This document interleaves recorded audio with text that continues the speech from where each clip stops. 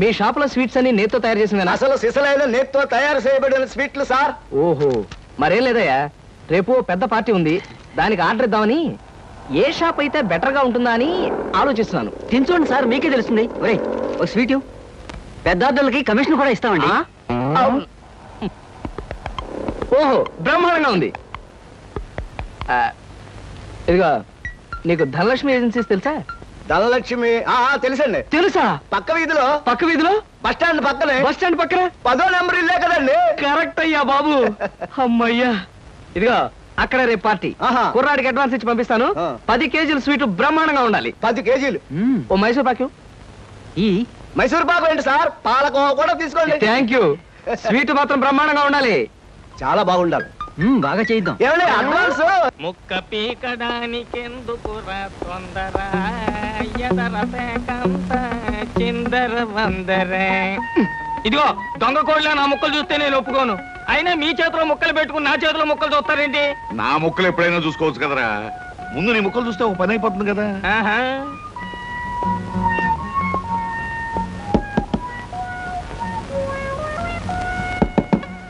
జోకర్లు బెదురుతాయి. ఇదిగో బాబు, Dhanalakshmi agencies operator గారు ఉండేది ఎక్కడ? వేసుకో ముక్క, చూపిస్తాను. షో తర్వాత చూపించవచ్చు కానీ ఆపరేటర్ గారు ఎక్కడున్నారు చెప్పవయ్యా. ఇదిగో ముక్క ఖర్చేయండి. ఏం ఖర్చు చేయడం ఏమిటో. మీలాంటి చెత్త మనుషులు పెట్టుకున్న ఆపరేటర్ ఎవరో గానీ త్వరలో ఆఫీస్ మూసేసి అర్జెంట్ గా పేకాట క్లబ్ పెట్టుకుంటాడు బాబు. పోనీ నువ్వు. లాభం లేదు. Yes, Dhanalakshmi agencies proprietor Koteswararao speaking. అవునవునవును, మీకు సరుకు పంపించాలి. కాకపోతే సేల్స్ మెన్ ప్రాబ్లం వల్ల వెంటనే పంపించలేకపోయాను. అలాగే త్వరలోనే పంపిస్తాను. ఓకే సార్, ఆపరేటర్ గారు మీరా? ఈ అవతారం చూసి బండబంటో తరుకున్నాను, నన్ను క్షమించండి సార్. మన్నించండి, ఆట అయిపోయింది. వీరెవరు సార్? మీ అసిస్టెంట్ మేనేజరా? కాదయ్యా, వీడు నా ప్యూన్ గాడు. నేను ఇచ్చే జీతం డబ్బులు కాక కనీసం నా దగ్గర నెలకి ప్యాకెట్లో 200 రూపాయలైనా ఖర్చు చేస్తాడు. మీరు ప్రొపరైటర్ అయ్యుండి ఆఫ్టర్ ఆల్ ప్యూన్ తో ప్యాకెట్ ఏమిటి సార్? చూడవయ్యా, ఆఫీస్ టైమ్స్ అయిన తర్వాత ప్రొపరైటర్ ప్యూన్ అనే తేడా లేదయ్యా, అందరూ సమానమే. అవును, ఇంటర్వ్యూకి వచ్చినట్టున్నావు, నీ పేరేంటి? కృష్ణ సార్. ఇంటర్వ్యూ కని పొద్దుననగా బయలుదేరి ఇప్పటికి చేరుకున్నాను సార్. మీరేమీ అనుకోనంటే ఒక్క మాట అడుగుతాను సార్. ఇంటర్వ్యూ కని పిలిచిన అడ్రస్ లో గాంధీనగర్ పక్క, కమలా థియేటర్ వెనకాల, రాముల వారి గుడి ముందు అని అర్థం పర్థం లేని అడ్రస్ ఇచ్చారేమిటి సార్? చూడు కృష్ణ, నేను ఇవ్వాలనుకున్నది సేల్స్ మెన్ ఉద్యోగం. సేల్స్ మెన్ అనేవాడు ఊరంతా తిరగటం, ఎలాంటి అడ్రస్ అయినా పట్టుకోగలగటం మొదటి క్వాలిఫికేషన్. ఆ క్వాలిఫికేషన్ ఉన్నవాడే ఇక్కడికి రాగలడని అడ్రస్ అలా ఇచ్చాను. 8 మందికి గాను నువ్వు అక్కడ వచ్చావు కనుక ఫస్ట్ టెస్ట్ లో పాస్ అనేట్టు. Thank you sir, thank you very much. Second test ఏమిటి సార్? అచ్చు యంత్రాన్ని కనిపెట్టింది ఎవరయ్యా? అచ్చు యంత్రాన్ని జాన్ గ్యూటన్బర్గ్. కరెక్ట్. మొఘలాయి సామ్రాజ్యాన్ని స్థాపించింది ఎవరు? బాబరు. కరెక్ట్. జపాన్ కరెన్సీని ఏమంటారు? యం. కరెక్ట్. సార్, మీరు అడిగిన ఒక్క ప్రశ్నకి నాకు సమాధానం తెలియదు. మీ ప్యూన్కి అన్నీ తెలుసు. నాకంటే అతనే బెటర్ అనుకుంటాను మీ సేల్స్ మెన్ ఉద్యోగానికి. నేను వేసిన అక్కర్లేని ప్రశ్నలకు జవాబులు తెలుసు కనుకే వీడు జవాన్ పోస్ట్ లో ఉన్నాడు. ఇలాంటి ప్రశ్నలకు జవాబులు తెలియకపోవడమే సేల్స్ మెన్ క్వాలిఫికేషన్. కనుక నువ్వు 2వ టెస్ట్ లో కూడా పాస్ అయ్యావు. ఇక 3వ క్వాలిఫికేషన్ ఏమిటంటే మన సరుకుల గురించి అబద్ధాలు చెప్పడం. ఏది, ఒక్క అబద్ధం గబుక్కుని చెప్పు. మీరు భలే అందంగా ఉంటారు సార్. అసలేవయ్యా, నా గురించి కాదు, నేను అడిగేది అబద్ధాన్ని గురించి. నేను ఇంతకు ముందు చెప్పింది అబద్ధమే sir. Correct. You are appointed as the salesmen. రేపే వచ్చి డ్యూటీలో జాయిన్ గా. Thank you sir.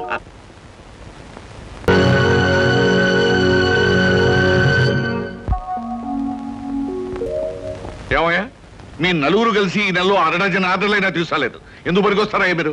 సోపులకు కానీ, పౌడర్లకు కానీ, పెర్ఫ్యూమ్స్ కానీ మీరు ఒక్క ఆర్డర్ కూడా తీసుకోలేదంటే నేను మీకు జీతం ఎందుకు ఇవ్వాలి? మీరు ఎందుకు తీసుకోవాలి?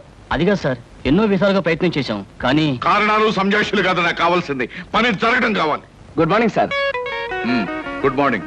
కొత్తగా ప్రకాష్ నగర్ లో 4 ఆర్డర్లు, శ్రీరామ్ నగర్ నుంచి 15 ఆర్డర్లు తీసుకొచ్చాను. వాళ్ళ మన సరుకు వెంటనే కావాలని చిందులు దొక్కుతున్నారు. మనం గనక ఆలస్యం చేస్తే మన ఆఫీస్ మీద పడి అల్లరి చేసే అవకాశం ఉంది. గుడ్. సేల్స్ మెన్ అంటే అలా ఉండాలి. జాబ్ ఎలా చేయాలో మీకు తెలియకపోతే కృష్ణ దగ్గర శిష్యారకమైనా చేయండి అయ్యా. వెళ్ళండి సార్. ఇంతవరకు మన వాళ్ళు ఎవరు నెహ్రూ నగర్ ఏరియా టచ్ చేసినట్లేదు. ఇవాళ అటువైపు దండయాత్ర చేద్దామని చూస్తున్నారు. Very good. అది సరే కృష్ణ, మన వాళ్ళు ఎవరు కాళ్ళు గడ్డాలు పుచ్చుకుపతి వల్ల ఒక్క ఆర్డర్ కూడా తేలేకపోతున్నారు. మరి నువ్వేమో నెలకు 30-40 ఆర్డర్లు తీసుకొస్తున్నావు. ఏమిటయ్యా నీ టెక్నిక్? నా టెక్నిక్ మాటల్లో చెప్పేది కాదు సార్. పోనీ సౌజ్ఞలో చెప్తావా? అది కాదు సార్. నేను కస్టమర్స్ తో డీల్ చేస్తున్నప్పుడు మీరు కళ్ళారా చూస్తే మీకే తెలుస్తుంది. అయితే నేను కూడా ఇవాళ నీతో పాటు వస్తానయ్యా. మీరు కూడా నాతో పాటు రావచ్చు. కాకపోతే మీరు ఇలా సూటు బూటు వేసుకుని ప్రొపరేటర్లా నా వెంట వచ్చారనుకోండి, వీడు సన్నా సేల్స్ మెన్ రా, వీడి వల్ల కాక ప్రొపరేటర్ వెంటేసుకు తిరుగుతున్నాడని మన ప్రోడక్ట్ ను అనుమానించే అవకాశం ఉంది. అమ్మో, మరైతే ఎలాగయ్యా రావటం? మీరేమీ అనుకోకపోతే నా వెంట మీరు రావడానికి ఓ మహత్తరమైన ఐడియా చెప్తాను. ఏమిటయ్యా అది? Good morning sir. Good morning. Potharaju,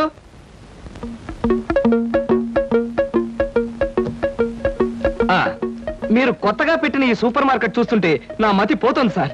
అసలు మీ సూపర్ మార్కెట్ దెబ్బకి సిటీలో ఉన్న సూపర్ మార్కెట్లని ఫ్యాట్. Thank you. By the way, నా పేరు Krishna, Dhanalakshmi agencies sales representative ని. Glad to meet you. Very nice to meet you sir. వీడు మా బాయ్. అదే పోతరాజు, నా పర్సనల్ అసిస్టెంట్. మీరు వచ్చినందుకు నాకు చాలా సంతోషం. రండి కూర్చోండి. Thank you.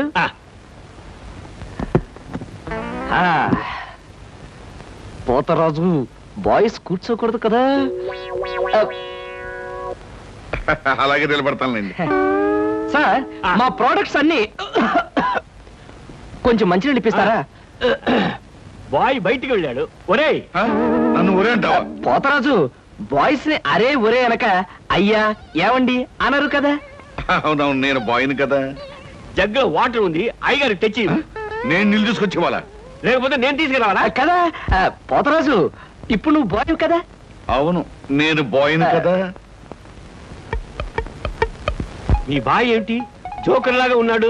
కొత్తగా చేరాడు, మొద్దు స్వరూపం, మీరేమనుకోకండి. ఆహా, మిమ్మల్నే సార్. ఓహో, ఏమిటయ్యా? ఒక్కసారి కళ్ళజోడు తీయండి సార్. అరే రే, ఏమిటయ్యా? Face reading sir. ఫేస్ రీడింగా? మొహాన్ని పట్టి అవతల మనిషి యొక్క మంచి చెడు చెప్పడం.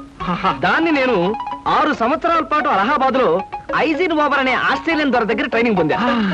మీరు ఇప్పుడు ట్రైనింగ్ పొందారు? ఈ దిక్కుమాల ఉద్యోగంలో చేరక ముందు. నువ్వు కాస్త నోరు మూసుకుని నిలబడు. ఒరే, ఆ ఫ్లాస్క్ లో కాఫీ ఉంది, పట్టుకురా. నేను కాఫీ తీసుకురా. ఏంటి దొరలాగా మాట్లాడతాడు? ఒకప్పుడు బాగా బతికిన వెదవాలండి. నేను వెధవనా? నువ్వు బాయ్ కదా, వెళ్ళి కాఫీ పట్టరా. సార్, మీ ఫేస్ చూస్తుంటే చక్కటి భార్య, చుక్కల్లాంటి పిల్లలు, లక్షల ఆస్తి ఉన్నట్టు కొట్టొచ్చినట్టుగా కనిపిస్తోందండి. ఇక ఫ్యూచర్ లో మీకు గొప్ప చేంజ్ రాబోతుంది. గొప్ప చేంజ్? అది ఏంటయ్యా? ఆడరేఖ, ఆస్తి రేఖ వరుసగా మీ రేఖలో కలవబోతున్నాయి. నిజంగా? అందులో ఆశ్చర్యపోవాల్సిందే ఉందండి. మీ అందం, మీ పర్సనాలిటీకి ఏ ఆడదైనా ఇట్టే పడిపోతుంది. సిగ్గుపడకండి. కాకపోతే ఎంత తొందరలో పడబోతుందనే విషయం చెప్పాలంటే కొంచెం స్టడీ చేయాలి. ప్రస్తుతం నాకు టైం లేదు. మా సరుకు ఆర్డర్ తీసుకోవాలి కదండి, ఏదో పొట్టకుట్టు కోసం. పద పోతరాజు. మీ సరికి నేను ఆర్డర్ ఇస్తాను. ఏదో డీప్ గా స్టడీ చేయాలని చెప్పారే, చేయండి. కూర్చుని కూర్చుని. ముందా ఆర్డర్ సంగతి ఏదో మనం తేల్చేస్తే ఆ తర్వాత మీ ఫేస్ రీడింగ్ గురించి నేను తేల్చేస్తాను. ఆర్డర్ తీసుకోండి. ఇంకా ఏం కావాలి? ఓ ఫ్రూట్ సాలెడ్. ఫ్రూట్ సాలెడ్ వద్దులే, నేనే వెళ్ళి తీసుకొస్తాను. థ్యాంక్స్ రా.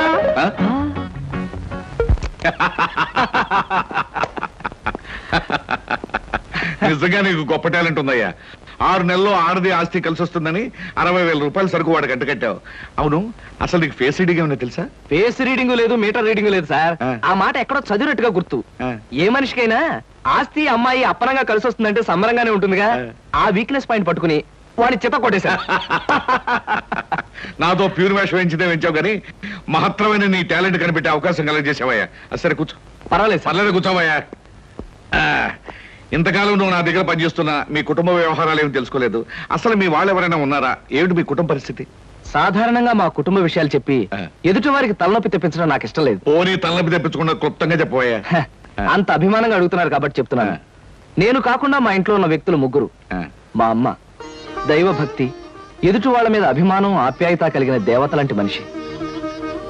ఇకపోతే మా నాన్నగారు క్రితం జన్మలో తను త్యాగరాజు, తాన్సేన్ లాంటి గొప్ప సంగీత విద్వాంసుడని ఆయన ఉద్దేశం. తన రాగాలతో ప్రజలందరికీ రోగాలు తెప్పిస్తూ, తన ఆలాపంతో ప్రజలందరినీ హాహాకారాలు చేస్తుంటే పేటలో ఉన్న వాళ్ళందరూ గొంతు పిసిగేస్తామని వాళ్ళ నిర్ణయం తెలియజేశారు. దాంతో భయపడిపోయి ఆయన బాత్రూమ్ లోనే పాడుకోవడం హాబీగా పెట్టుకున్నారు. ఆ సుగుణమే కాకుండా పేకాట పిచ్చి కూడా ఉంది. పని పాట లేని వాళ్ళందరితో చేరి పేకాట్లో ఎప్పుడు ఓడిపోవడమే కాకుండా అప్పుడప్పుడు తన బట్టలు కూడా తాకట్టు పెట్టేస్తుంటారు.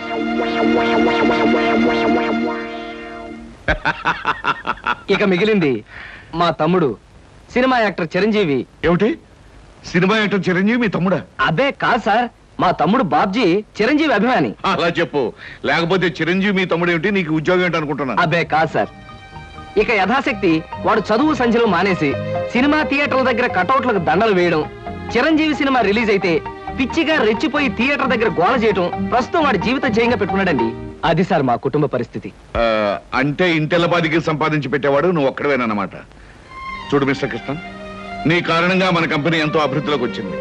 అందుకు ప్రతిఫలంగా మీ కుటుంబానికి సాయం చేయడం ప్రొపరైటర్ గా నా కనీస ధర్మం. ఈ నెల నుంచి నీ జీతం 1000 రూపాయలు పెంచుతున్నాను. ఓకే?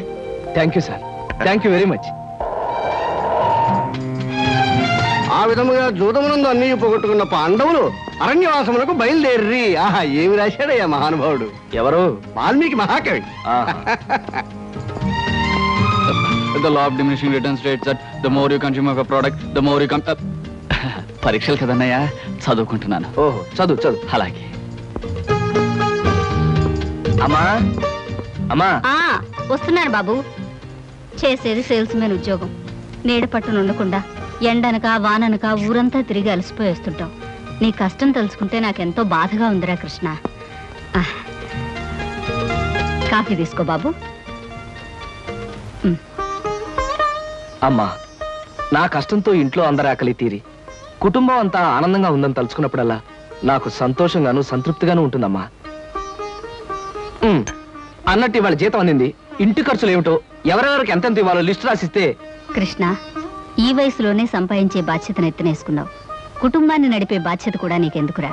డబ్బు నాకు ఇస్తే ఖర్చులు మిగిలిన విషయాలన్నీ నేను చూసుకుంటాను.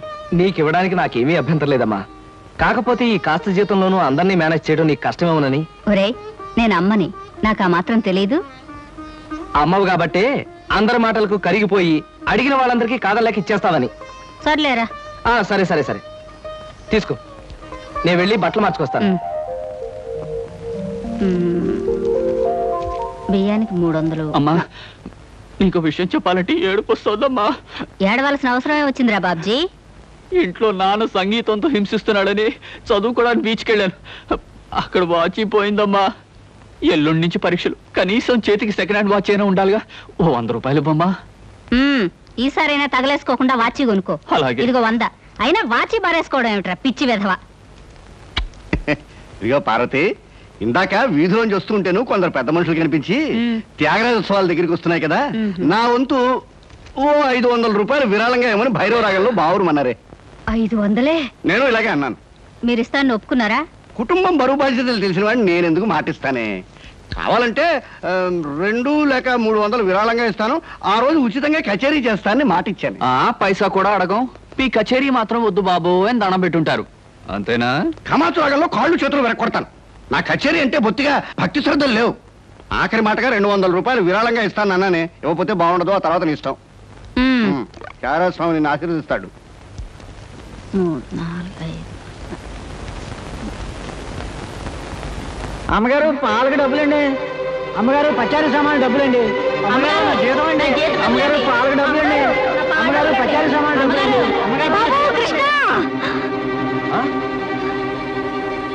నా వల్ల కాదురా. అమ్మా, డబ్బు సంపాదించడం ఎంత కష్టమో ఖర్చు పెట్టడం కూడా అంతే కష్టం అమ్మా. ఖర్చు పెట్టే విషయంలో మనసుని మమతని కాస్త కట్టేసుకోవాలి. రే బాబ్జీ, బాబ్జీ, ఏంటన్నయ్యా? నీకు 100 రూపాయలు ఎందురా? Watch beach. వాచి బీచ్ కొట్టానంటే దవడ వాచి బీచ్లో గోచితో పరిగెడతారు రాస్కెల్. ఇదేంట్రా? అరే, ఇది ఎక్కడ దొరికిందన్నయ్యా? చమల్లాల్ కొట్లో నువ్వు తాకట్టు పెట్టిన చోట దొరికిందిరా. 75 రూపాయలు ఇచ్చి విడిపించి తీసుకొచ్చాను. ఆ 100 రూపాయలు ఇట్టించి వాచ్ తీసుకో. చూడు, ఎక్కువ భయం నటించక. మొహం మీద కొట్టానంటే భూపాల్ రాగంలో భారీ ఎత్తున ఎడుస్తావు. సినిమా హాల్లో తెరల మీద పువ్వులు చల్లడానికి, చిల్లర చల్లడానికి వాచీలు తాకట్టు పెట్టుకుంటారా? అడ్డగాడిదా అని. వాడు అడ్డగాడిదైతే మరి నీ సంగతి విన్నానా? నా సంగతి వేర్రా. ఏమిటి, త్యాగరాజోత్సవాలు జరిగి నెల కూడా కాలేదు, మళ్ళీ త్యాగరాజోత్సవాలు ఎక్కడి నుంచి వచ్చానన్నా? అవి త్యాగరాజోత్సవాలు కాదురా, సంగీతం నీకు తెలీదు. అవి రాగరాజోత్సవాలు. మాయ రాగరాజోత్సవాలు. సరే, పేకాట ఆడడానికి ఇంట్లో అబద్ధం చెప్పి డబ్బు తీసుకోవడానికి సిగ్గుపడాలన్నా. రే నువ్వు చెప్పుడు మాటలు చెడిపోతున్నావురా. నేను ప్యాకెట్ ఆడుతున్నాను ఎవరు చెప్పారా నీకు? ఎవరు చెప్పారా? ఎవరు చెప్పారు?